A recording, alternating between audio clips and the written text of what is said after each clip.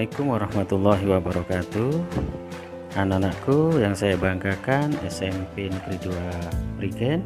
Oke, pada pertemuan kali ini kita akan membahas tentang seni budaya. Pertama, pada materi pembelajaran seni budaya, kita saksikan materi yang ada yang akan kita bahas. Pertama yaitu pengertian menggambar, objek menggambar, ketiga komposisi, keempat teknik menggambar, 5 alat dan media menggambar, serta yang keenam uji kompetensi. Ya. Tolong itu diingat-ingat, kalau perlu kalian catat tentang poin-poinnya yang nanti akan kita bahas pada bab ke depan langkah berikutnya. Oke, slide berikutnya bab 1. Menggambar flora, fauna, dan alam benda. Pertama, pengertian menggambar. Gambar merupakan bahasa yang universal dan dikenal jauh sebelum manusia mengenal tulisan. Menggambar tidak hanya melibatkan aktivitas fisik, tetapi mental juga. Aktivitas fisik berhubungan dengan keterampilan yang menggunakan peralatan menggambar, sedangkan mental berhubungan dengan rasa, karsa, daya cipta untuk memenuhi kebutuhan hidupnya.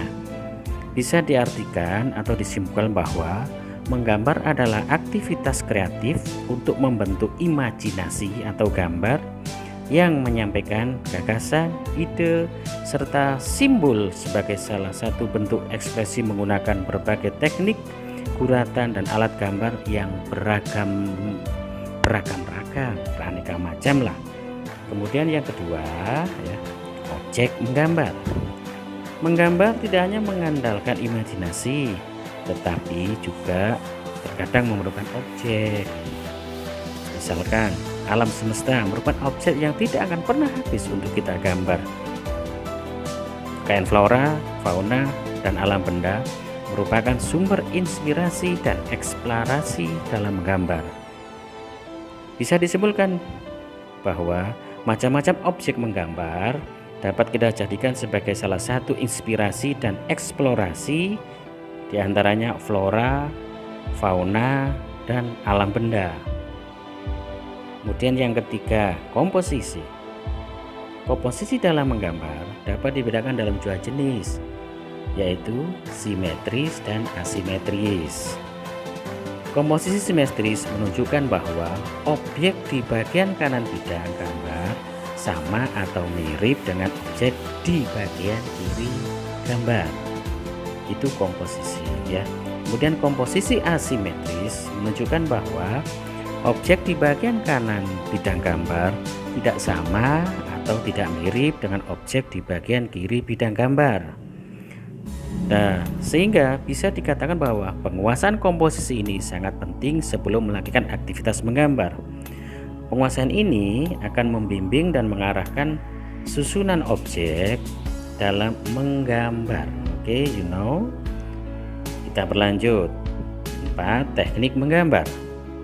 Proses menggambar sebenarnya dapat kamu mulai dengan sangat sederhana dan mudah dilakukan. Ya. Biasanya sebelum menggambar, seharusnya kamu membuat sketsa terlebih dahulu agar gambar yang kamu memiliki yang kamu lakukan memiliki komposisi, proporsi, dan keseimbangan yang baik sehingga bagus nanti hasilnya. Sehingga yang harus kamu lakukan pada langkah-langkah yang harus kamu lakukan dalam menggambar. 1.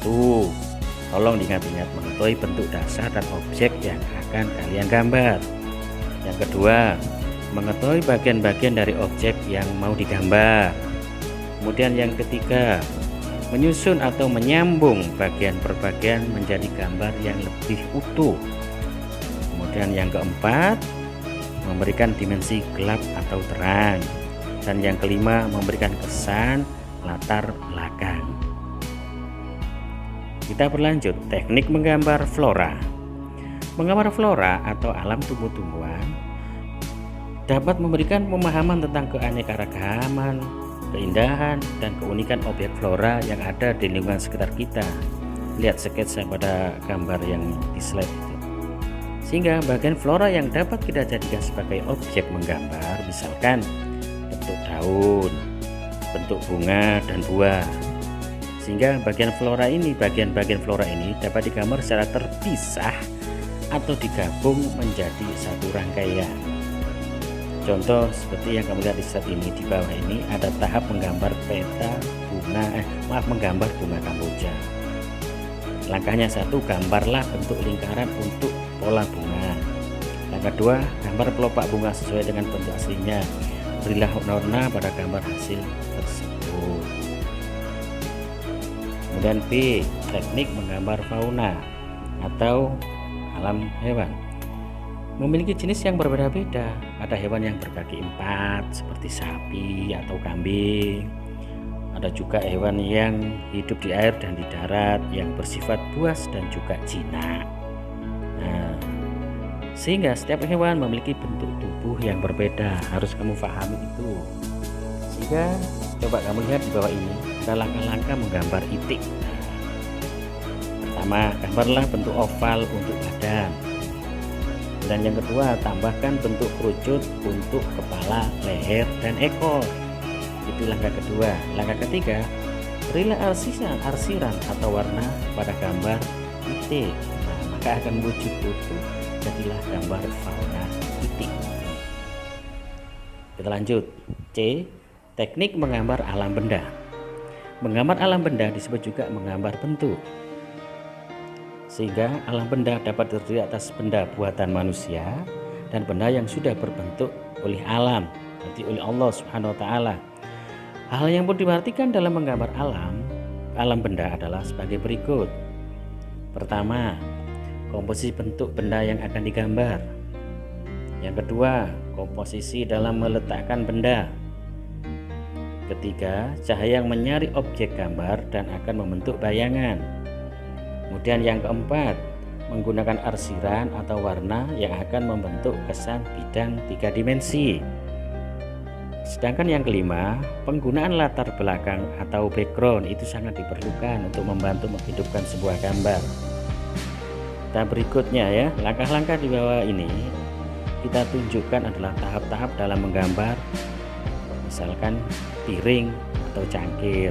Langkah pertama, gambarlah bentuk silinder dan oval. Yang kedua, buatlah setiap bagian menjadi bentuk cangkir dan piring. Yang ketiga, sempurnakan gambar dengan menggunakan arsiran atau warna. Nah, kita sempurnakan nanti itu ya. Kemudian langkah berikutnya, 5, alat dan media gambar. Sebagai cara belajar menggambar, alat dan media memiliki banyak variasi dan macam. Kamu bisa menggunakan pensil dengan bahan grafit, pensil warna, ballpoint, dan krayon. Secara rincinya, pensil dibagi menjadi 2 jenis, yaitu pensil dengan tanda H dan B. Pensil H memiliki sifat keras dan cocok digunakan untuk membuat garis yang tipis. Sedangkan pensil B memiliki sifat lunak dan cocok digunakan untuk membuat garis tebal atau hitam pekat. Pensil H dan pensil B diberi tanda angka untuk membedakan jenisnya. Misalkan untuk pensil B semakin besar angkanya, maka makin lunak sifatnya dan sifat pekatnya serta hasilnya. Sedangkan untuk pensil H semakin besar angkanya, maka makin keras sifatnya dan makin tipis hasil goresannya. Itu. Sedangkan pensil warna memiliki warna-warna yang bervariasi dan banyak menghasilkan warna yang lembut ya. Nah, untuk berikutnya seperti kita bahas krayon. Bentuk krayon pun ada 2 jenis, yaitu ada semacam pensil dan ada batangan. Kedua jenis krayon ada yang berbahan lunak dan ada yang berbahan keras. Kemudian pulpen atau ballpoint. Selain digunakan untuk menulis, ballpoint juga bisa dapat digunakan untuk menggambar, sehingga gambar yang dihasilkan memiliki karakter kuat dan umumnya berupa arsiran. Ya, seperti itu. Ya, kertas gambar. Menggambar pada dasarnya membutuhkan kertas berwarna netral atau katakanlah putih, bisa abu-abu atau coklat, dan dapat menyerat atau mengikat bahan pewarna. Sehingga kertas gambar yang dapat digunakan dengan berbagai alat gambar, misalnya kertas pada larang. Di sini bisa dikatakan kertas Manila, Bu Selilah, ya.